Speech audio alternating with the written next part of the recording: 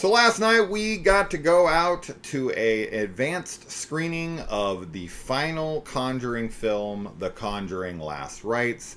This one is brought to us once again by Michael Chavez, director of The Devil Made Me Do It. He also did The Curse of La Llorona, as well as The Nun 2. So he's actually done the most Conjuring universe films of anybody.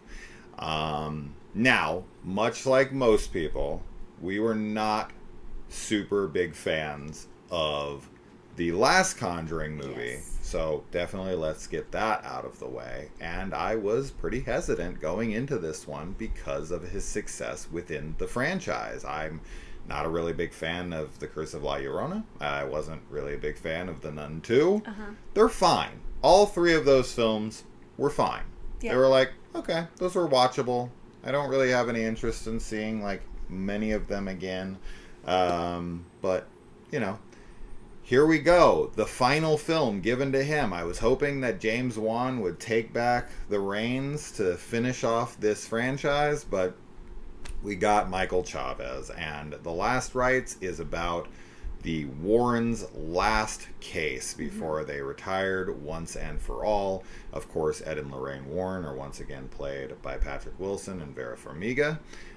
They are the heart, the center of this franchise. They Without a appear doubt. in most of the films. Well, I shouldn't say most, but they appear in quite a few of them. I think they're in the first Annabelle and the third one for sure. They're in the third one a good amount. And then, of course, all four Conjuring films, and I don't think they make an appearance in the rest. But let's talk about this film. Did this film live up to the hopes and expectations of a send-off to this franchise? Yeah, I think so. I think this is a massive improvement over the last film, and we'll get into why. But yeah, I quite enjoyed this, but I definitely want to have some caveats there for people's expectations going in. What do you think? Yeah, I overall really enjoyed the film. I think that people who are fans of Ed and Lorraine Warren, like especially in this franchise, obviously, will be really, really happy with it. As far as their involvement and everything in the film, like I think that everything with them is awesome. And their daughter. Yeah. And I really like, there's a good amount of scares that I think are pretty effective. I actually was feeling a little more down on the film than you last night. Like when we were driving home from the screening, I was kind of like, oh, I don't know, I feel like the horror was sort of missing out for me. But sure enough, this morning when I woke up to use the bathroom, as I was trying to fall back to sleep, I was like thinking of things from the movie and kind of freaking myself out. So I don't know if that tells you anything. I think that the horror is maybe better than I was originally like giving it credit for. So yeah. That's good to hear. Yeah, when we were driving home, I was definitely higher on it than you were. And the Conjuring franchise, especially the Conjuring, when I say the Conjuring franchise, I don't mean the Conjuring universe. You're bigger on it than I am. I quite like them, but she like loves the first two. I do love them. I really enjoy them. They're like classics for her, and I get it. I totally understand it. But I'm just not a big like exorcism style fan. But the thing that I do really love about this franchise, and I was trying to put my finger on why The Devil Made Me Do It didn't work and why this one does, and why the other ones also work, and you know, in relation to The Devil Made Me Do It.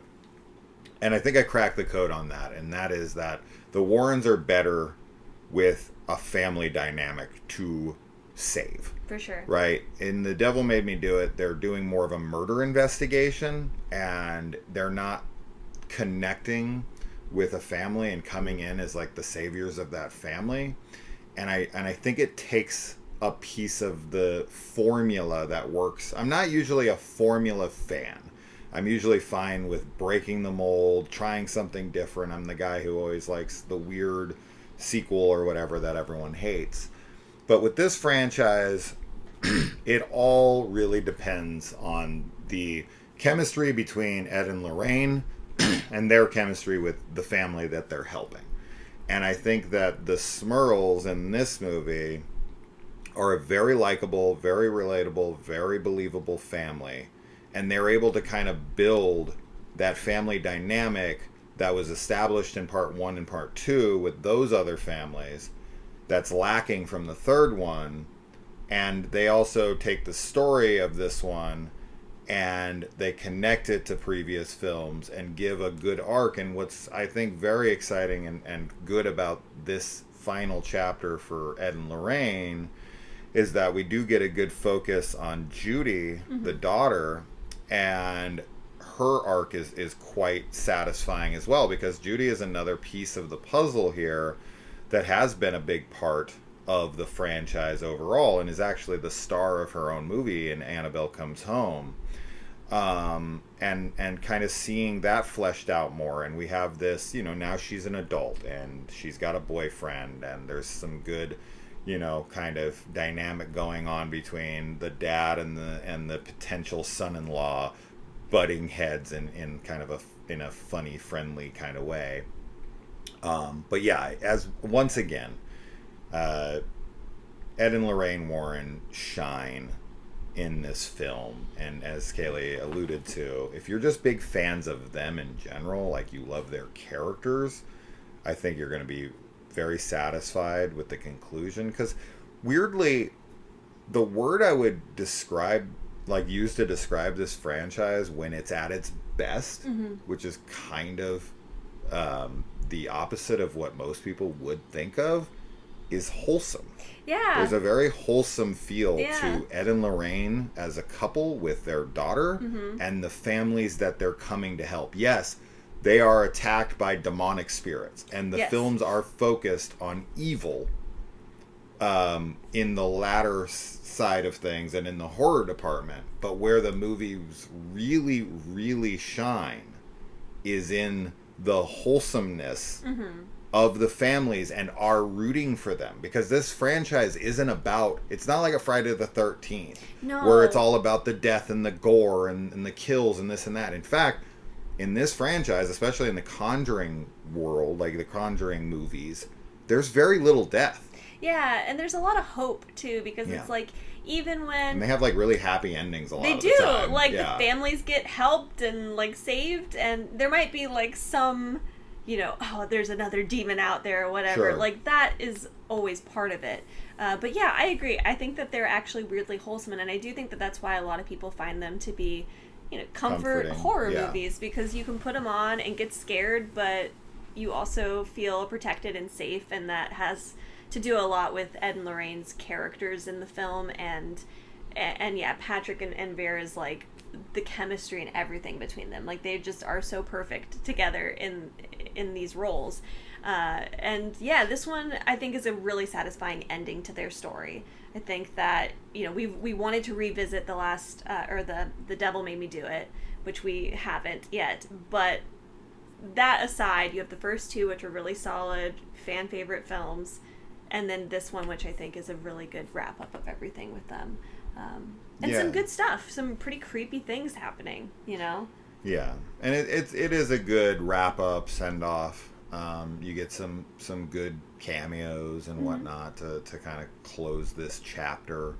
And as far as the horror goes, I think the horror in this will be mixed. I think that there is one scene in particular that Kaylee had pointed out last night that I agree with her on, and it involves an iconic character from this franchise that I don't think will be very well received. I hope that doesn't tarnish people's experience with the film, because it's 30 seconds. It's not really like it's a a big very thing. quick scene. I honestly didn't have an issue with it. I thought it was fine. Like I saw it and was like, okay, people might think that's silly. I don't really care.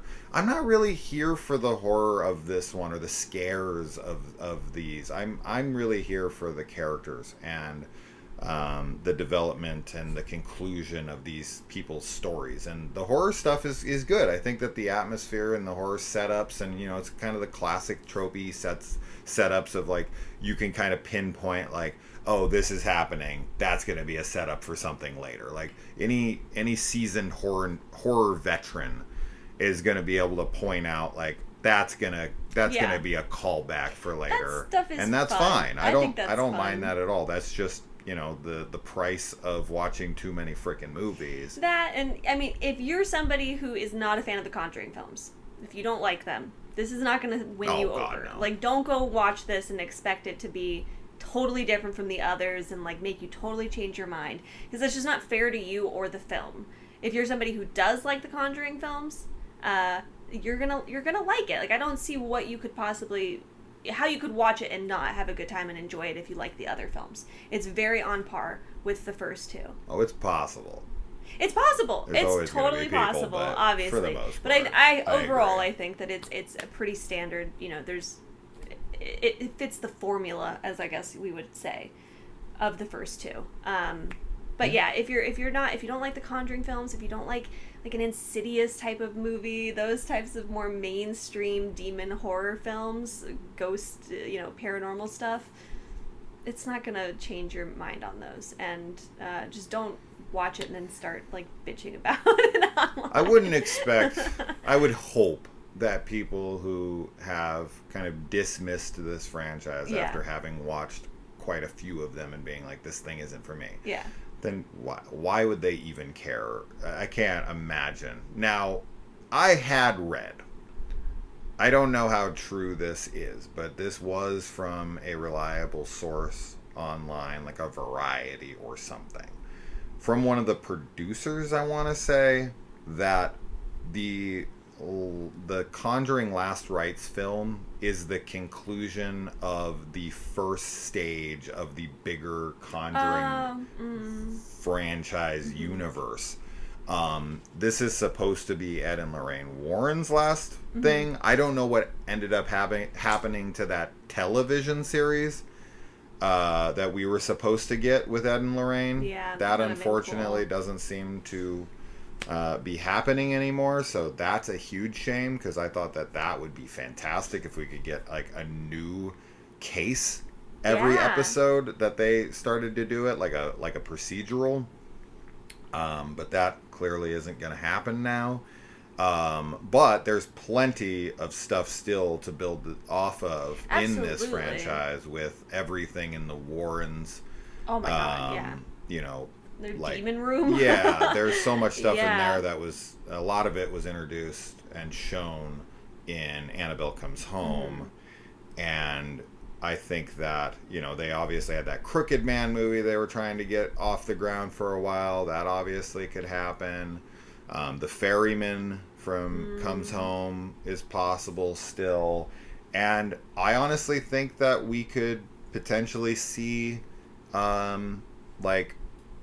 the lineage continue, because while the Warren story is supposed to be based off of true events, whether you believe in that kind of thing or not, we're not here to talk about the actual Ed and Lorraine Warren. I don't really care. The rest of the franchise or universe is just kind of made up. Yeah, it's just fantasy. It's all fictional. Yeah, so I feel like their lineage could continue this franchise, and I almost feel like this film could be a passing of the torch for future films. I felt that too. Yeah. I think that the girl who plays Judy did a great job. I agree. Think her boyfriend is also pretty charismatic. Now, are they as likable as Ed and Lorraine Warren? No, but that's because they're already pre-established, and because Ed and Lorraine in film world is probably the most likable and iconic horror duo maybe ever. Like as like a horror movie couple, yeah. It is a bummer to see them go. Definitely. It is sad. But I mean, I could see cameos from them. Oh, totally. I won't be surprised there'll be cameos. If Judy does take over the franchise from here. Yeah. I won't be surprised if there are cameos, but I'm not expecting any more films or anything that is heavy with their characters, like, as the primary leads.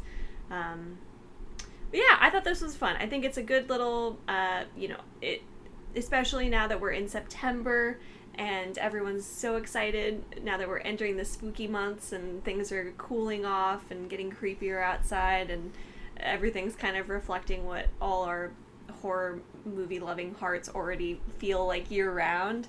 This is a fun one to start the fall season, so to speak, you know. Yeah, people in the audience seem to be enjoying it. Yeah. I was kind of bummed that McKenna Grace didn't return as the older Judy Warren. I know I think she's like 18 or 19. And this girl, yeah, she's 19 now. Maybe she's a little too young yeah, for to when pull this it is off. set. Because I think the girl in this is supposed to be like 25. Yeah. Something like that. Maybe a think little so. younger. I feel like McKenna could have pulled it off. But maybe her schedule is too busy. Yeah. I like the actress who did it here. I do too. We had the same kid actress for the first 3 films. Sure. Then McKenna took over for Annabelle Comes Home to have a little bit... I don't know why they didn't just give it to the girl who played her in the first few. Yeah. But regardless, I was hoping that McKenna would come back for this, but no such luck. But regardless, we got her to look forward to in Five Nights at Freddy's 2 later this year. So there you go. Yes. The Conjuring, Last Rites, pretty fitting conclusion to the franchise of the Conjuring films. Yes. We'll see what happens with the overall universe for the time, in the future. But for now, I think this is a good ending to Ed and Lorraine. And I was happy. I was pleased. Yeah. We should have had Annabelle with us. I forgot. Yeah. Somebody had an Annabelle doll in the theater, which was really cool. And they got their own seat. Yeah, the Annabelle doll got her own seat, as she should. Yeah. So, except for when she was walking around the theater. Yeah. When I would look and she'd be behind me. No. No. No. So yeah, if you're a fan of Annabelle, she obviously, as you would expect, makes an appearance here. She sure does. So, in a big way. Yep. All right, guys. Well, we will see you in the comments. And see you there. Check it out. Adios. Bye.